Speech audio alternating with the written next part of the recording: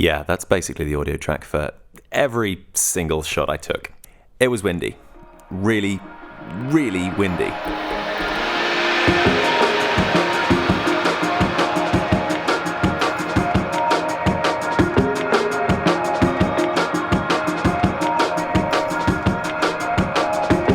So I'll say straight out, this was an utterly incredible 5 days, but it wasn't what I pictured. I'd gotten used to the Mediterranean being a fair bet for blue skies, whatever time of year, so I guess I should rethink that. So going off season is always a roll of the dice, even more so on an island like this. Malta somewhat famously gets name dropped in the New Testament after Paul got shipwrecked there.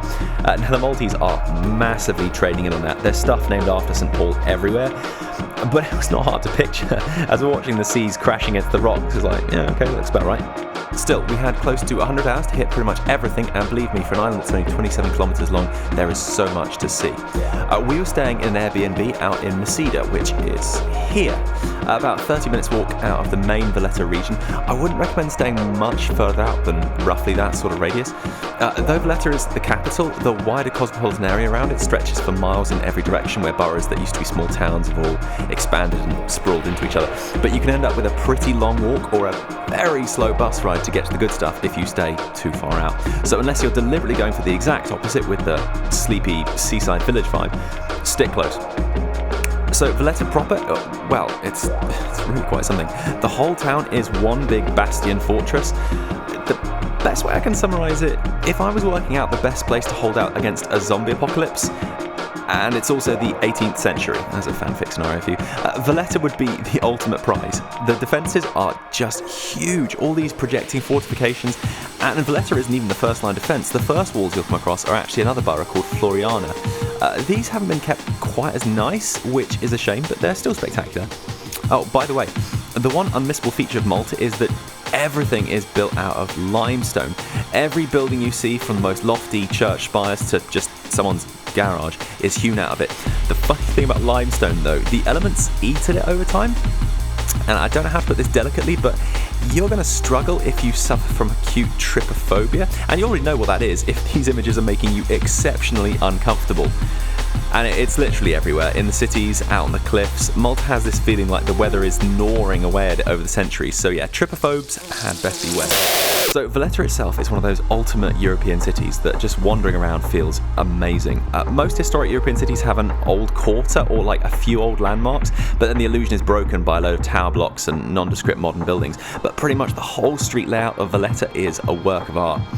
We breezed past the Upper Baracca Gardens in time for the saluting battery. I mean, don't get your hopes up too high, it's just a cannon being fired. But cool, yeah, why not? And we wandered around the streets taking in various locations. There are particular sites you can aim for, but to be honest, it's small enough just to get lost and see what you find. That's probably the best bet. So yeah, you'd have to be in a really, really bad mood not to find Valletta immensely charming. So after a while of that, we caught the Sylema ferry. It's only €1.50, and it's a great way to step back and get a wide-angle view of Valletta. And we grabbed a bite in Sylema, just by the water, and then that was the end of the first day. Next morning... Okay, I think a quick explanation is needed. So, Malta is dotted with temples that are some of the oldest places of worship on Earth. And rather like Stonehenge here in the UK or Abu Simbel in Egypt, the Mnajdra Temples are aligned to the movement of the sun across the seasons. And the main event takes place at the spring equinox, which happened to fall while we were there. Now, with some persuading, I'd convinced my mates to join me for this rather unique occasion, even though it meant we'd have to get out of the apartment and catching a cab for just after 5 a.m.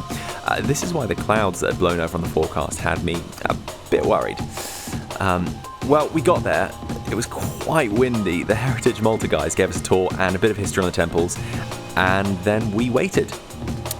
But yeah, it was not looking hopeful. So I got a bit of footage, but we'd pretty much given up, and it seemed like we just opted to see the two temples unusually early for no reason. And more embarrassingly, I think last year they must have sold out super quickly, so this year the tickets were not exactly cheap. But then, to our amazement, the clouds cleared just enough, and well, there you go. As promised, the sun shone on the altar of the Mnajdra Temple just as it had done over 5,000 years ago. So yeah, gotta admit, I was pretty thrilled to see that. We went back up the hill to also see Hagar Qim. These two temples are within a short walk of each other, and yeah, they're included on the same ticket. I'm kind of torn with these because they were amazing to see, However, they've had canopies installed to help them weather the elements, and I absolutely get this is necessary to preserve them, otherwise the limestone would just totally melt away over the next decades.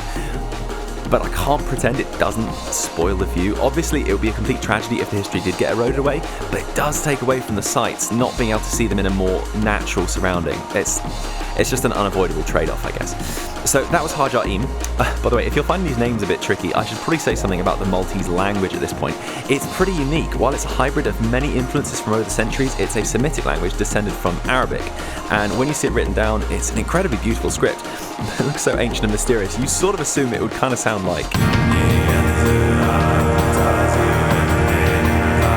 But in fact, when I got to the island, after reading all these exotic and near unpronounceable place names, I was struck just how much it sounded like, well, just like Italian. I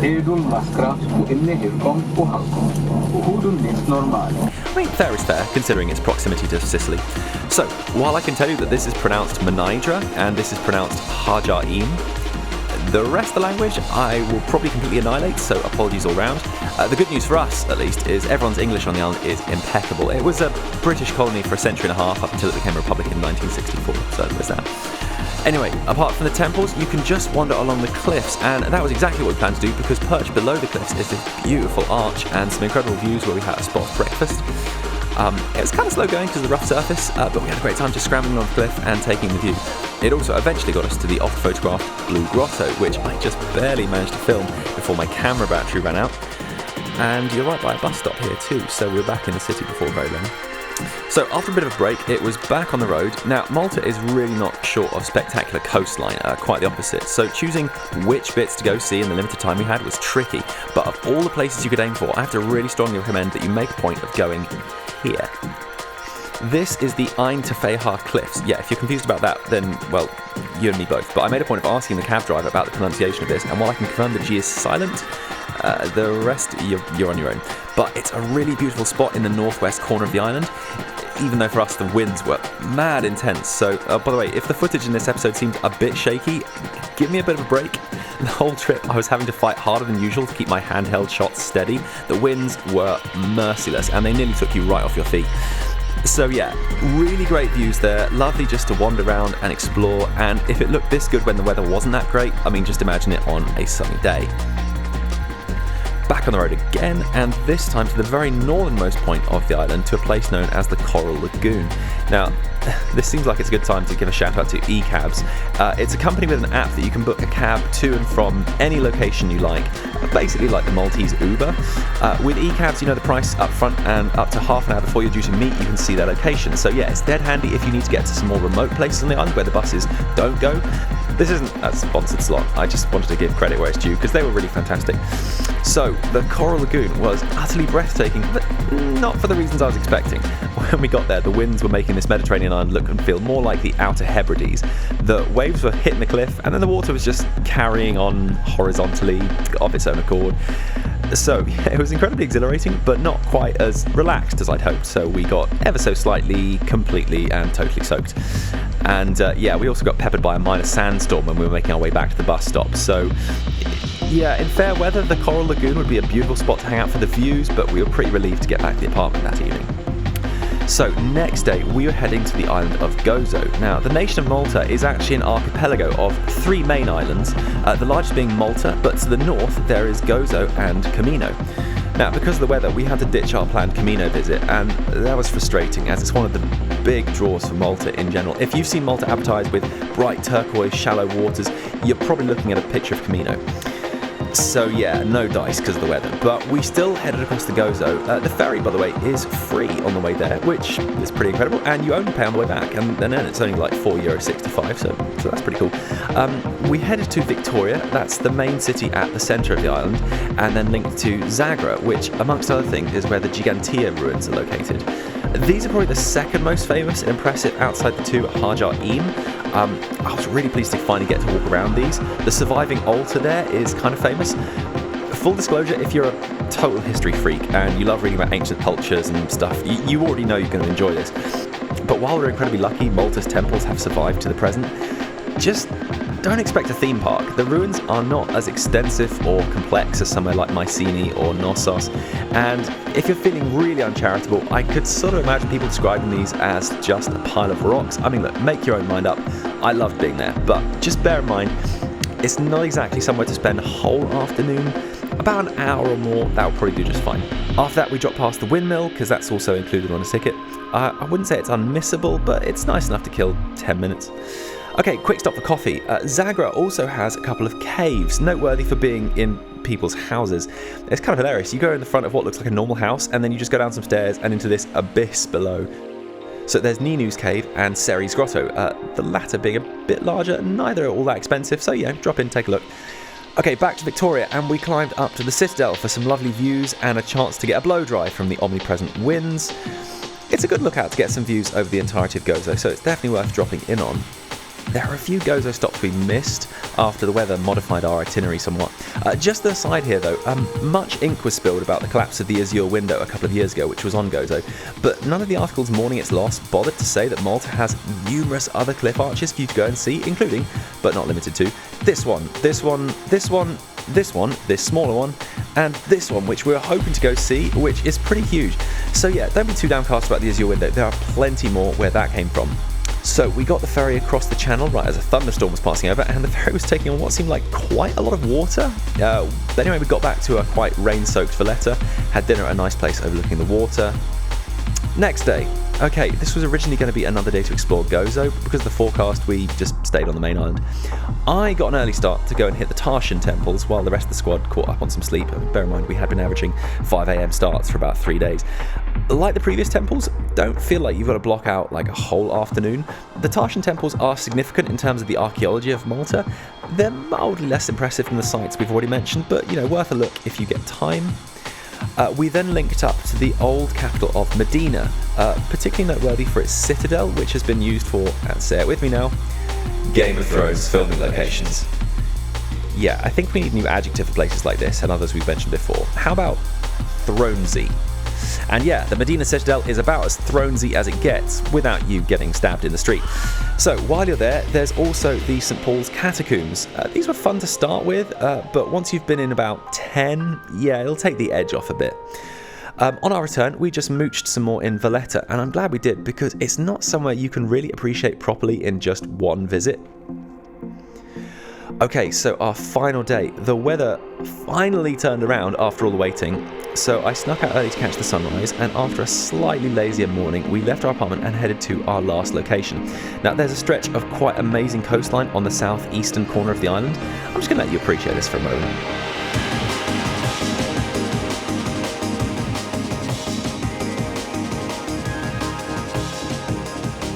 So if you get off the bus around the Marsaskala area, there's loads of views to take in there, and there's an easy enough footpath to follow, and you just arrive at a new stunning landscape about every 15 minutes. And it's not even a considerable walk. St. Peter's Pool was particularly spectacular, just watching the waves eat away at the stone and thinking about all the things we'd seen in the week. And that was basically time up. Our next stop off was the airport. So, okay, wrapping up, let's go for a quick fire round. Coffee. The coffee was okay. I mean, there's not much of a coffee culture there from what I saw. I don't know if this is down to the cost of shipping everything in, but machines serving instant coffee were pretty common. In the square, this was probably the best coffee shop I found, but I could be wrong about that. We didn't have much free time to find out. Food. Okay, we already said this last time. We have to do these holidays pretty cheap. That means we're looking for meals a bit less than 10 euros where we can. So when you're doing that, you're not really getting the local food experience, in heavy parentheses. So there's a lot of baked goods we came across, quite hearty stuff. The local speciality is rabbit-based dishes, but yeah, they were not cheap, so you'll have to go and find out for yourself. Okay, getting around. Now, I promised some guest slots on the voiceover work for this episode, so Louise is going to be taking this bit. As far as transport goes, we mentioned about the ferries and e-cabs. The buses are amazing, they're cheap, they go pretty much everywhere. There's lots of them, and even the website is pretty great to sketch out all your routes. But don't forget that you won't be getting there all that quickly, especially when you get within a couple of mile radius of Valletta. The roads are mostly single lane, and so traffic congestion is pretty much guaranteed as you get closer. Nice one. Yeah, so the Maltese people are incredible. I mean, genuinely, everyone was so open and friendly. The waiters were friendly, the bus drivers were super friendly. I mean, even the police might as well be holding a sign saying free hugs. And this is always a nice challenge to us Brits, because we're a pretty cold, cynical bunch. Something I hadn't mentioned, Malta is absolutely peppered with churches. Some are, of course, more impressive than others, but there's a particular architectural convention with the 2 bell towers and the red domed roofs. With more time, I would have checked out more of those. As it was, we just skimmed past some of them. And as you've probably been seeing, Malta has tons of forts, especially around the Valletta Bay area. There's pretty much a fort on every peninsula. We didn't get a chance to go inside these, but that's probably no huge loss. To be honest, you're probably enjoying them the most from just seeing them like from the outside. I would have kind of liked to see inside this one, as Fort Manuel, but the opening times of this one specifically are super infrequent. When I last checked, it's maybe open like once a month. Just keep that in mind.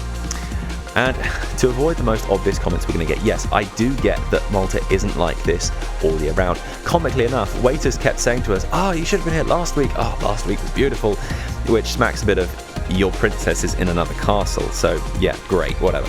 But as you saw, we did get some idea of the heat on the first and last days. So, should you go in March? That's the question. And the answer is maybe. I mean, after I got over the initial disappointment with things like missing Camino or just not getting to see Malta under blue skies, we did still have an amazing time. And as I've been emphasising, Malta has so much to do. Between ancient stone monuments, all of the cliffs, coves, arches, lagoons, all of the churches and the fortresses, we didn't even get as far as most of the indoor stuff like the museum or the Baroque Palace and all that in Valletta. So going off season is always a roll of the dice. If you do go there out of season, it's remarkably cheap across the board, whether it's flights, accommodation or food, and even if you do get some weather like ours, I think you'll still have an amazing time. I also want to say a huge thanks to these legends for being part of the adventure and making it incredible fun. Also, all of them contributed to the music on the EP, which we'll get to in just a sec. So, that was 100 Hours in Malta. Probably a few over actually by the time we got on the plane, but hey, it's a clickbait title, so, whatever. For the next episode, we had an excuse to check out Brittany this summer. It links quite nicely into all the ancient stone temples we saw in Malta, as Brittany has one of the highest densities of megalithic sites, not just in Europe, but in the world. But a new episode means we have a new EP out. So the music you've been hearing in the background is all lifted from the Malta EP, which is out now on Bandcamp. The link is in the description. If you want to support the channel, obviously you can subscribe, but that is probably the place to do it. Otherwise, we'll see you guys again very soon.